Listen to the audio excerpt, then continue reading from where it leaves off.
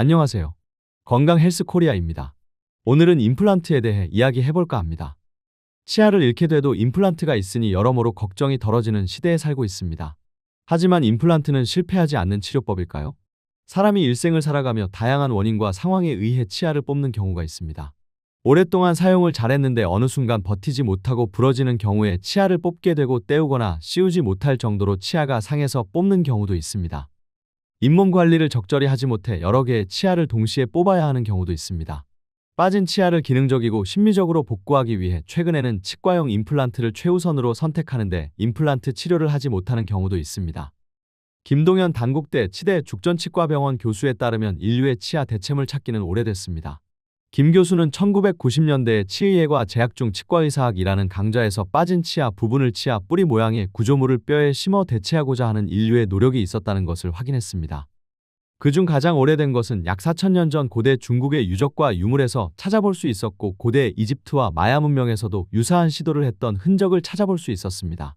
최근에 사용되는 임플란트는 1960년대 스웨덴의 정형외과 의사의 연구 결과 분석을 위한 표본에서 순수 티타늄이 뼈와 세포 수준에서 유착된 것을 발견됐고 이를 치과 영역에 적용하려는 노력의 결과로 장기적인 안정성이 어느 정도 보장된 치료 방법으로 시도됐는데요.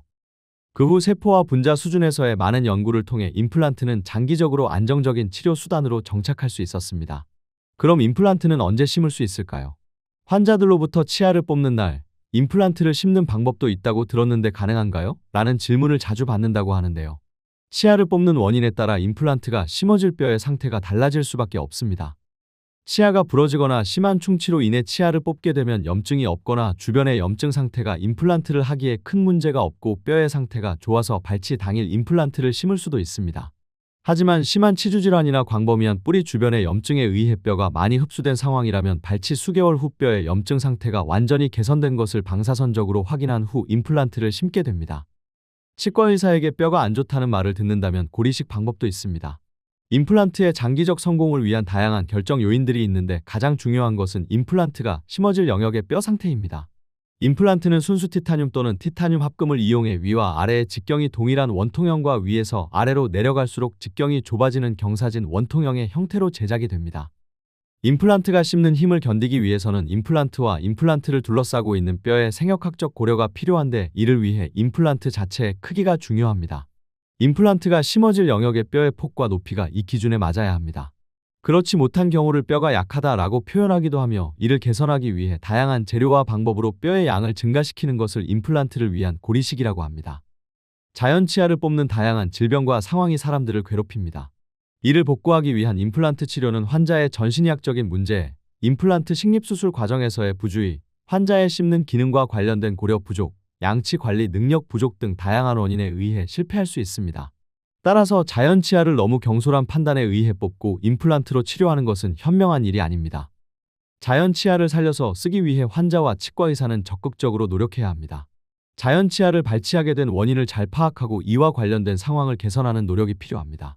임플란트 보철물에는 충치가 생기지는 않으므로 치아의 양대 질환 중 잇몸 질환과 관련된 면에 집중해야 하고 임플란트와 관련된 생역학적 요인도 고려해야 합니다. 예를 들면 특정 영역의 양치질이 지속적으로 되지 않아 발치한 경우 이와 관련된 양치관리 능력이 개선되지 않으면 임플란트는 장기적으로 안정적으로 유지되기 힘듭니다. 또한 이갈이나 한쪽으로만 계속 씹는 습관적인 문제는 임플란트에 실패를 가져오게 됩니다. 결론적으로 정기 검진을 통해 문제를 만들 만한 상황을 조기에 파악하고 환자와 의사가 함께 개선하려는 지속적인 노력이 없으면 임플란트도 같은 이유로 실패하게 됩니다. 임플란트에 대해 나누고 싶은 아이디어가 있으면 댓글에 남겨주시길 바랍니다. 지금까지 건강 헬스 코리아였습니다. 영상 봐주셔서 감사합니다.